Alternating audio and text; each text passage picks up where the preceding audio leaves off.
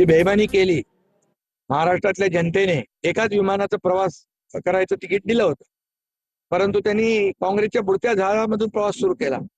आता ते गटांगळ्या खात सुटलेत आणि त्यामुळे अशा प्रकारचे प्रयत्न जे आहेत ते सुरू आहेत। परंतु देवेंद्रजी खूप हुशार आहेत आणि त्यांनी 2019ला कोणी साधारणपणे असून त्यांनी उत्तर चर्चा झाली आणि ती कमेंट जी होती ती साधारणपणे असून त्यांनी उत्तर दिलं कोणी उद्धव ठाकरे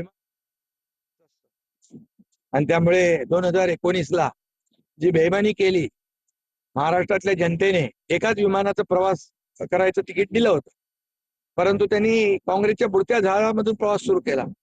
आता ते गटांगळ्या खात सुटलेत आणि त्यामुळे अशा प्रकारचे प्रयत्न जे आहेत ते सुरू आहेत। परंतु देवेंद्रजी खूप हुशार आहेत आणि त्यांनी 2019ला कपटी मित्र किती घातक असतो हे पाहिलेलं आहे।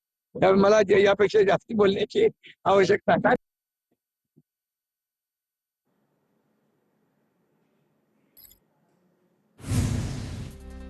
नंदुरबार जिल्ह्यामध्ये पावसाची दडी। जिल्ह्यामध्ये केवळ 11.4 मिलीमीटर पावसाची नोंद, तर जिल्ह्यामध्ये 10%च पेरण्या पूर्ण।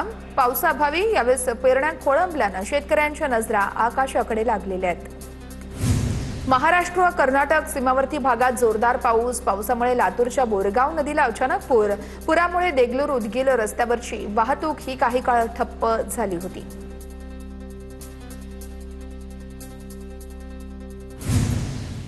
यानंतर एक ब्रेकिंग न्यूज समोर येते। विमानापेक्षा इमान महत्वाचं असं एकनाथ शिंदे यांनी म्हटलेलं आहे।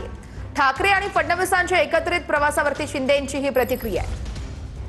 महाराष्ट्रातल्या जनतेने एकाच विमानाचा प्रवास करायचं तिकीट दिलं होतं, परंतु त्यांनी काँग्रेसच्या बुडत्या झाडामधून प्रवास सुरू केला। आता ते गटांगळ्या खात सुटलेत आणि त्यामुळे अशा प्रकारचे प्रयत्न जे आहेत ते सुरू आहेत। परंतु देवेंद्रजी खूप हुशार आहेत आणि त्यांनी 2019ला कपटी मित्र किती घातक असतो उच्चस्तरीय चर्चा झाली आणि ती कमेंट जी होती ती साधारणपणे असून त्यांनी उत्तर दिलं कोणी उद्धव ठाकरे विमानापेक्षा इमान महत्वाचं असतं आणि त्यामुळे 2019ला जी बेईमानी केली, महाराष्ट्रातल्या जनतेने एकाच विमानाचा प्रवास करायचं तिकीट दिलं होतं, परंतु त्यांनी काँग्रेसच्या बुडत्या झाडामधून प्रवास सुरू केला। आता ते गटांगळ्या खात सुटलेत आणि त्यामुळे अशा प्रकारचे प्रयत्न